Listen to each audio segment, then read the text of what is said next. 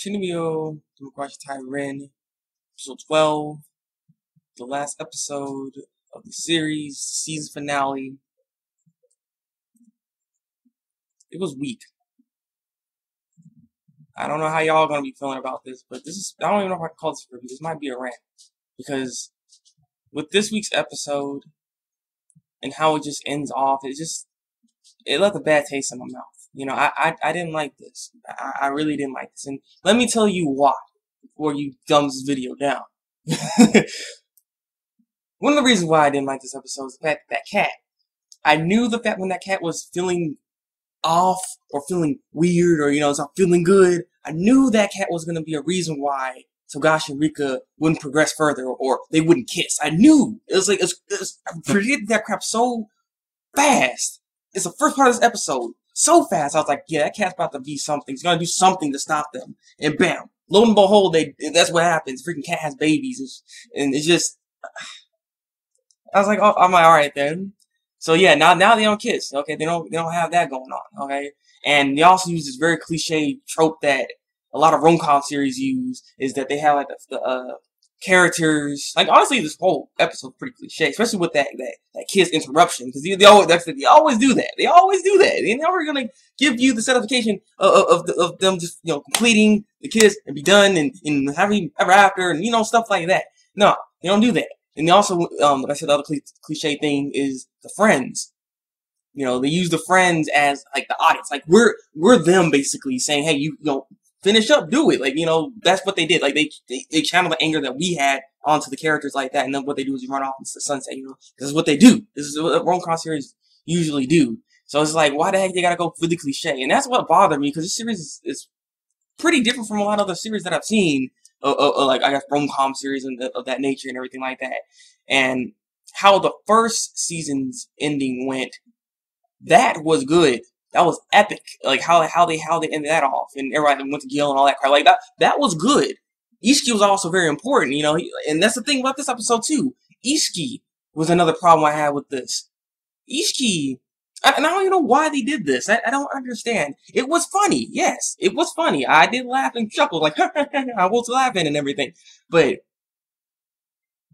with this episode, I guess they like turned him gay or something. I mean, this season, honestly, has been doing a lot of same-sex couples lately, so, I mean, I don't know. Hey, that's what they're doing with him, alright, but I don't... It's not the fact that I have a problem with, like April or anything, it's just the problem I have with it is that they just... I guess there's no way Ishiki and Kuma can get together. Like, there's never gonna be that kind of thing. Like, what I would have done was have Ishiki do something with Kumin and Ishiki have some kind of moment where they start feeling each other a little bit, like, yeah, I kind of like her. So something happened, so that could be like foreshadowed to another season. That's something I would have done. Not end it off like this. Like, I don't know. Again, it was funny, but I don't know. That's kind of just just messing with his characters. It's like, what's happening? Like, I don't know. I really didn't like that though. That really bothered me.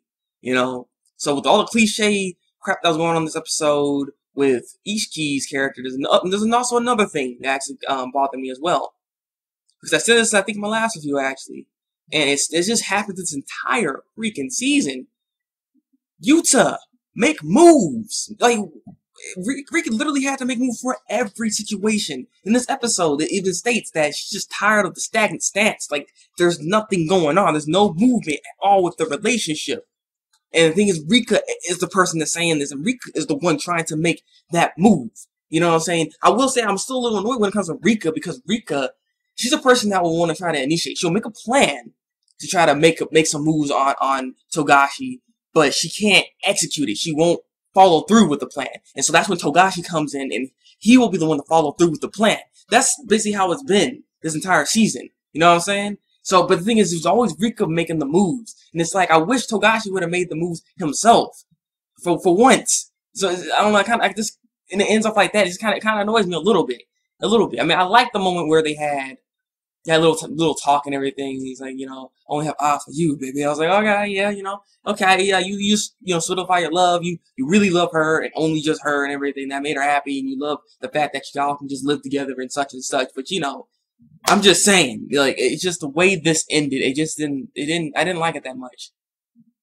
I wish it wasn't that cliche-ness. Because that was the thing. I was really expecting something a little different from this last episode here. I was really expecting something different, not something like this. So I don't know. I don't know how y'all feel. Like I said, people probably not gonna like this video, but this is just my thoughts on this episode here, my final impressions.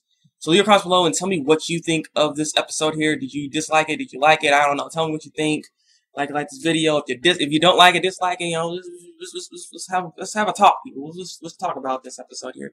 So yeah, if you want to see some more seasonal anime reviews from me, make sure to subscribe. I'm the Breakmaster, and until then, people, break out.